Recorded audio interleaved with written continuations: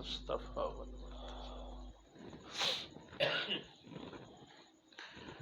تو یہ نیڑے ہو جو تھوڑا جنا اور ہیں حر الوبا حاکمہ.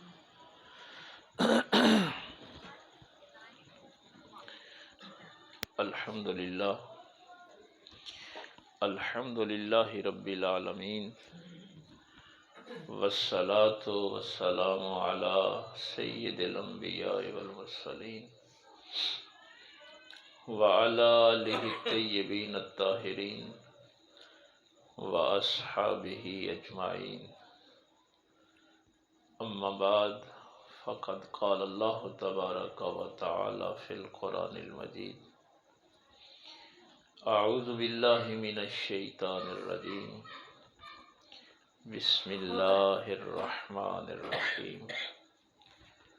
فلما نسوا ما ذکروا به فتحنا علیہم ابواب کل شیء حتی اذا فرحوا بما اوتوا اخذناہم بغتۃ فاذا هم مبلسون. فقطع دابر القوم الذین ظلموا والحمد للہ رب العالمین. آمنت باللہ صدق اللہ العظیم. اللہ رب العزت کی حمد و ثنا کے بعد اور پاک پیغمبر صلی اللہ علیہ وآلہ وسلم کی ذات پاک پہ ہدیہ درود و سلام پیش کرنے کے بعد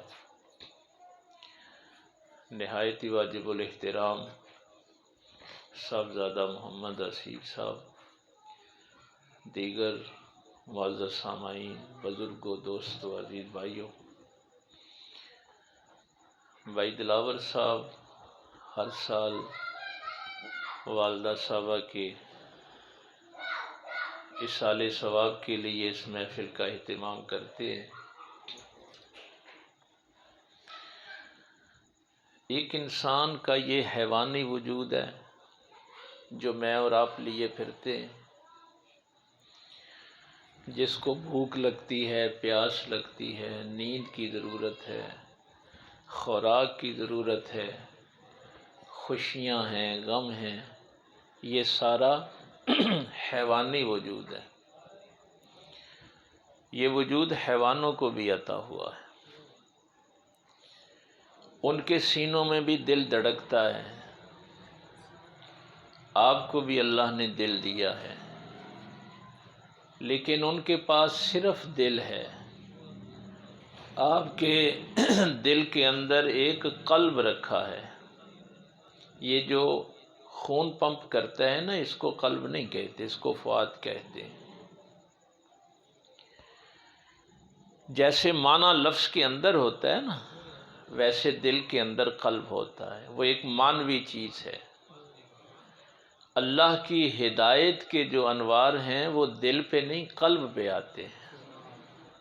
تو جتنا قلب آپ کا شفاف ہوتا ہے، گناہوں سے پاکیزہ ہوتا ہے، اتنا ہی وہ اللہ کے انوار و تجلیات کو جذب کرنے کی صلاحیت رکھتا ہے. یہ اہتمام جو ہوتا ہے عرس کا، سالانہ ختم شریف کا، یہ بھی توجہ حاصل کرنے کے لیے ہوتا ہے کہ جب انسان کے قلب پہ کوئی روحانی توجہ ہوتی ہے تو پھر وہاں پہ انوار و تجلیات کی بارش ہوتی ہے. اب دیکھیے، میں یہ جو حیوانی وجود کی بات کر رہا ہوں کہ ہمیں اس کی بڑی فکر ہے. اپنے بچوں کے بھی حیوانی وجود کی بڑی فکر ہے، لیکن وہ جو اندر روحانی وجود اللہ نے رکھا ہے اس کی ہمیں فکر نہیں ہے. تو اس طرح کے جو اجتماعات ہوتے ہیں وہاں ہماری جو روحانی ضرورتیں ہیں وہ پوری ہوتی ہیں. میں نے یہ آیا مبارکہ سورہ انعام کی، جس کا آج انتخاب کیا ہے، اس میں بڑی عجیب ایک صورتحال ہے. کہ انسان یہ سمجھتا رہتا ہے کہ میرے پاس میرے اوپر اللہ کا بڑا فضل ہے۔ ارشاد ہوا فلما نسوا ما ذکروا بہ، جن لوگوں نے بھلا دیا اس نصیحت کو جو ہم نے ان کو کی تھی، نبیوں نے کے ذریعے سے اللہ تعالیٰ نے جو تمہیں نصیحت کی، تو جو لوگ نبیوں کی نصیحت کو، حکموں کو بھلا دیتے ہیں، فراموش کرتے ہیں، پسے پشت ڈال دیتے ہیں، اللہ فرماتا ہے فتحنا علیہم ابواب کل شیء، ہم ان پر ہر چیز کے دروازے کھول دیتے ہیں۔ یہ بہت خطرناک صورتحال ہے۔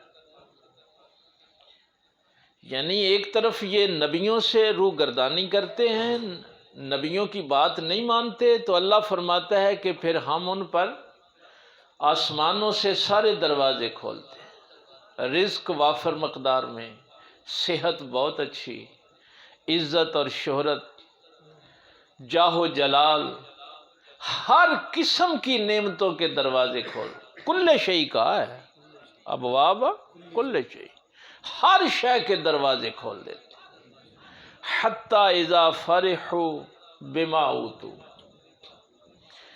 اب وہ لوگ اس عطا پہ تکبر کرتے ہیں، جب تکبر کرتے ہیں اخذناہم بغتۃ، پھر اچانک ہم ان کو پکڑ لیتے ہیں، اچانک اللہ کی گرفت میں آ جاتے ہیں، فَإِذَا هُمْ مُبْلِسُونَ، اور پھر ان کو مایوسی کے سوا کچھ نظر نہیں آتا۔ فَقُطِعَ دَابِرُ الْقَوْمِ الَّذِينَ ظَلَمُوا، ہم نے اسی طرح ہر ظالم قوم کی دم کاٹ ڈالی، وہ فرعونی ہوں، وہ یزیدی ہوں، وہ نمرود ہو، حامان ہو، شداد ہو، جتنے بھی ظالم ہیں ہم نے ان کو ایسے ہی قطع کر دیا۔ والحمد للہ رب العالمین، اور ساری حمد اور خوبیاں تو رب العالمین کے لیے۔ یہ اس آیت کا انتخاب اس لیے کیا ہے کہ یہ جتنے بھی آسمان سے اب دروازے کھلے ہیں یہ اس حیوانی وجود کے لیے کھلے، روحانی وجود کی ہدایت بند ہو گئی جب آپ نے نبی کے حکموں کی گستاخی کی۔ وہ آج میں خطبہ جمعہ میں بھی جو ہمارے آیت تھی منیبین الیہ واتقوہ وَأَقِيمُوا الصَّلَاةَ وَلَا تَكُونُوا مِنَ الْمُشْرِكِينَ،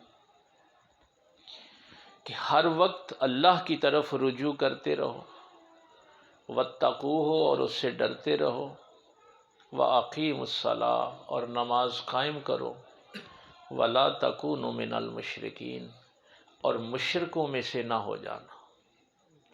اتنا سخت حکم ہے نماز کا